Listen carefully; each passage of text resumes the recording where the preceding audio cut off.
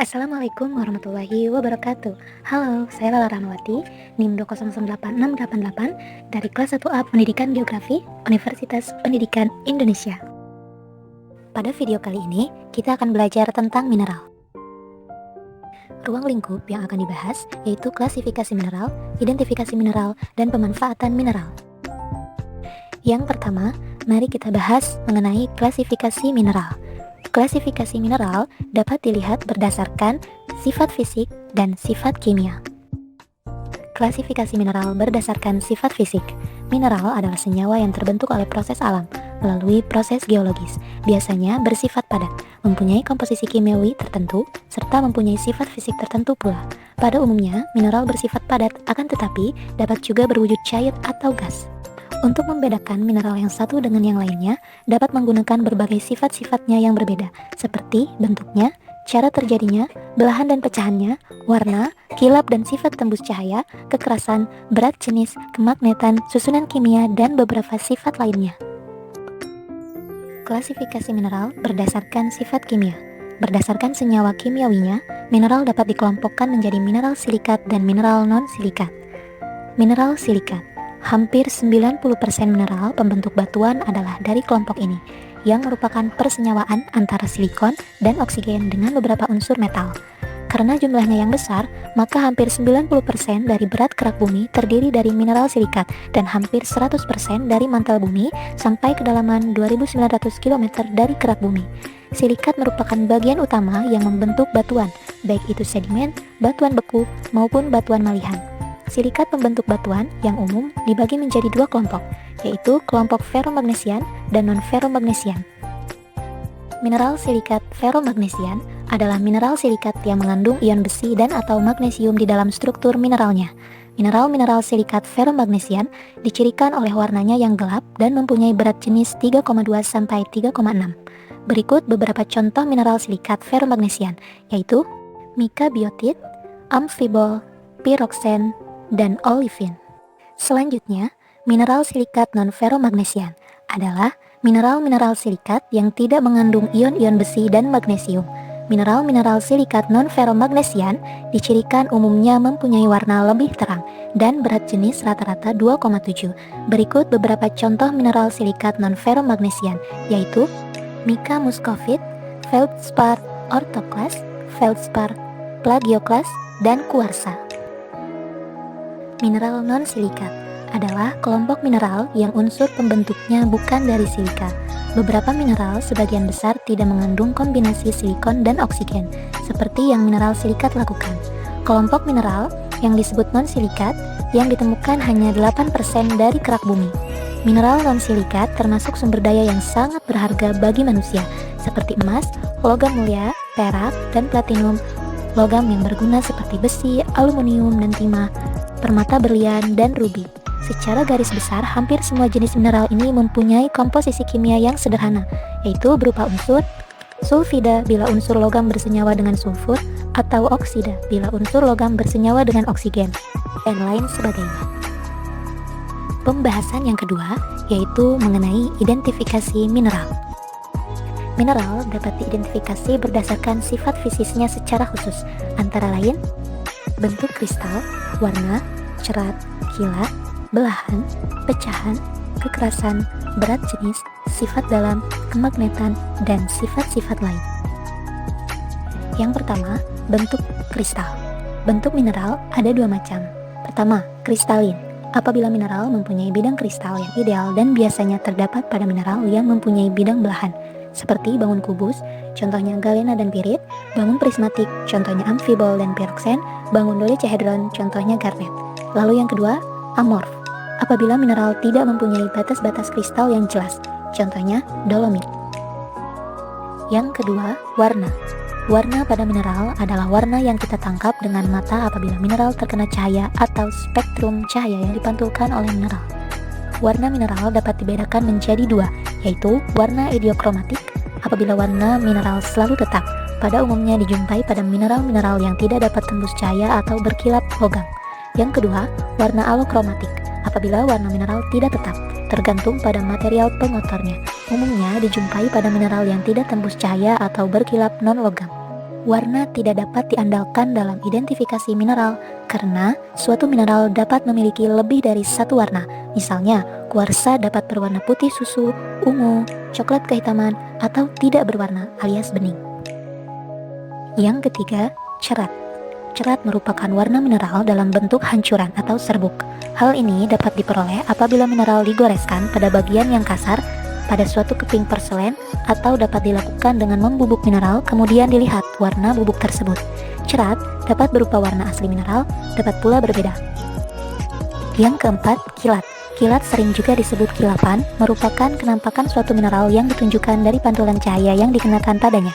Kilat secara garis besar biasanya dibagi menjadi dua jenis. Pertama, kilat logam. Apabila terkena cahaya, mineral akan memberikan kesan seperti logam. Contohnya, galena dan pirit. Yang kedua, kilat non-logam. Apabila terkena cahaya, mineral tidak memberikan kesan seperti logam. Kilat non-logam dibedakan menjadi kilat intan, yaitu cemerlang seperti intan. Kilat kaca, contohnya kuarsa dan kalsit. Kilat sutra, umumnya terdapat pada mineral yang memiliki serat, seperti asbes dan gips. Kilat damar atau resin. Kilat seperti getah damar atau resin, misalnya mineral spalerit. Kilat mutiara, kilat seperti lemak atau sabun, misalnya serpentin, opal, dan nepelin. Dan kilat tanah, kilat seperti tanah lempung, misalnya kaolin, bauksit, dan limonit. Yang kelima, belahan. Belahan adalah kenampakan mineral untuk membelah melalui bidang belahan yang rata, halus, dan licin, serta pada umumnya selalu berpasangan. Belahan dapat dibedakan menjadi belahan sempurna, yaitu mudah dibelah, contohnya muskovit dan biotit. Lalu belahan baik, tidak mudah dibelah, contohnya kalsit dan ortoklas. Yang ketiga, belahan tak jelas, kenampakan striasi pada bidang belahannya, contohnya plagioklas. Yang keempat, belahan tak tentu, tidak ada bidang belahan, contohnya kalsedon. Apabila ditinjau dari arah belahannya, maka belahan dibedakan menjadi belahan satu arah, contohnya muskovit. Yang kedua, belahan dua arah, contohnya feldspar. Lalu belahan tiga arah, contohnya halit dan kalsit. Yang keenam, pecahan. Pecahan adalah kenampakan mineral untuk pecah melalui bidang yang tidak rata, tidak halus, tidak licin, dan tidak teratur. Pecahan pada mineral dibedakan menjadi: pertama, konkoidal, memperlihatkan gelombang yang melengkung di permukaan, seperti kenampakan bagian luar kulit kerang atau botol yang pecah, contohnya mineral kuarsa. Yang kedua, fibrous, menunjukkan gejala seperti serat atau daging, contohnya serpentin, asbes, dan augit. Yang ketiga, uneven, menunjukkan kenampakan permukaan yang tidak teratur dan kasar, contohnya garnet. Even, menunjukkan kenampakan permukaan yang cukup halus, contohnya mineral lempung. Yang kelima, highly, permukaannya tidak teratur, kasar, dan ujungnya runcing, contohnya copper dan gold. Yang ketujuh, kekerasan. Kekerasan adalah ketahanan mineral terhadap suatu goresan. Secara relatif, kekerasan mineral dapat ditentukan dengan menggunakan skala Mohs, yang dimulai dari skala 1 untuk mineral terlunak sampai skala 10 untuk mineral terkeras, yaitu talc, gypsum, kalsit, fluorit, apatit, feldspar, kuarsa, topaz, korundum, dan intan. Skala yang lebih kecil akan memiliki bekas goresan apabila dikenakan pada skala yang lebih besar. Yang kedelapan, berat jenis. Berat jenis adalah perbandingan antara berat mineral di udara terhadap volumenya di dalam air, yaitu berat volume air sama dengan volume mineral tersebut. Yang kesembilan, sifat dalam. Sifat dalam adalah reaksi mineral terhadap gaya yang mengenainya, seperti penekanan, pemotongan, pembengkokan, pematahan, pemukulan, ataupun penghancuran. Sifat dalam dibagi menjadi: 1. Rapuh, bila digores menjadi tepung tapi bubuknya tidak meloncat ke segala arah dan mudah hancur, contohnya kuarsa dan kalsit. 2.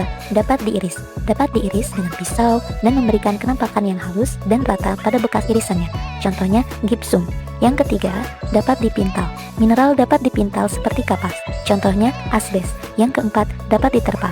Bila mineral dipukul, dapat menjadi lebih tipis dan melebar, contohnya emas dan tembaga. Yang kelima, lentur. Bila dibengkokkan dapat kembali seperti semula kalau dilepaskan lagi, contohnya mika. Yang keenam, fleksibel. Bila dibengkokkan, tidak dapat kembali seperti semula kalau dilepaskan lagi, contohnya koper. Yang ke-10, kemagnetan. Kemagnetan adalah sifat mineral terhadap gaya tarik magnet. Kemagnetan dapat dibedakan menjadi ferromagnetik, tertarik kuat oleh magnet, contohnya magnetit dan pirotit. Yang kedua, paramagnetik, yaitu tertarik agak kuat oleh magnet, contohnya pirit. Diamagnetik, tidak tertarik oleh magnet, contohnya kuarsa dan gipsum. Yang ke-11, sifat-sifat lain. yaitu sifat-sifat yang khas yang dimiliki oleh mineral di luar sifat-sifat fisik yang telah diuraikan di atas. Contohnya, belerang mempunyai bau yang menyengat seperti korek api. Halit memiliki rasa yang asin seperti garam. Grafit apabila digoreskan pada kertas maka akan membekas. Alat dan bahan yang biasa digunakan untuk menganalisa dan mengidentifikasi mineral secara megaskopis adalah 1. Lup merupakan lensa pembesar yang berguna untuk memperbesar mineral yang diamati supaya lebih jelas butiran-butiran atau bentuk mineral yang akan diselidiki. Skala kekerasan Mohs alat berguna untuk menentukan kekerasan tiap mineral yang diamati dengan cara menggoreskan pada mineral yang diamati yang dimulai dari skala yang paling keras sampai mineral tersebut dapat tergores oleh alat skala Mohs. Keping porselin alat ini berguna untuk menentukan warna cerah tiap mineral yang diamati dengan cara menggoreskan mineral pada keping porselin pada bagian yang kasar. Keping magnet alat ini berguna untuk menentukan apakah mineral yang diamati mengandung gaya magnet apa tidak. Alat tulis menulis untuk mengidentifikasi mineral yang diamati. Adapun bahan yang digunakan yaitu potongan-potongan mineral, format isian, dan pensil berwarna. Pembahasan yang ketiga, pemanfaatan mineral. Mineral banyak dimanfaatkan dalam kehidupan sehari-hari. Manfaat mineral untuk tubuh sangat banyak. Berbagai jenis mineral yang ada memiliki fungsi masing-masing yang sangat penting untuk tubuh kita. Sebagian besar mineral membantu untuk menjaga metabolisme dan keseimbangan air dalam tubuh, serta menjaga kesehatan tulang, misalnya kalsium, fosfor, dan sebagainya. Untuk perhiasan, banyak mineral yang dimanfaatkan sebagai perhiasan walaupun penggunaannya sering setempat-tempat atau dalam satu lokasi, misalnya kalsit dalam bentuk bualam atau aventurin. Untuk pembuatan kapur dan semen, kalsit dalam batuan kapur digunakan sebagai bahan dalam industri semen. Gips digunakan dalam bentuk bubuk gips sebagai pelapis penyangga bagi pasien cedera patah tulang sebagai campuran bahan dalam industri semen. Untuk bahan tahan api, magnesit yang telah dipanasi dan mengandung kurang dari 1% CO2 banyak digunakan untuk pembuatan batu bata yang tahan api. Untuk pembuatan pot, gelas, dan email, contohnya fluorid, banyak digunakan dalam pembuatan gelas yang tidak tembus cahaya atau yang kurang dapat tembus cahaya. Begitu pula untuk gelas yang berwarna. Terima kasih telah menonton, semoga bermanfaat. Wassalamualaikum warahmatullahi wabarakatuh.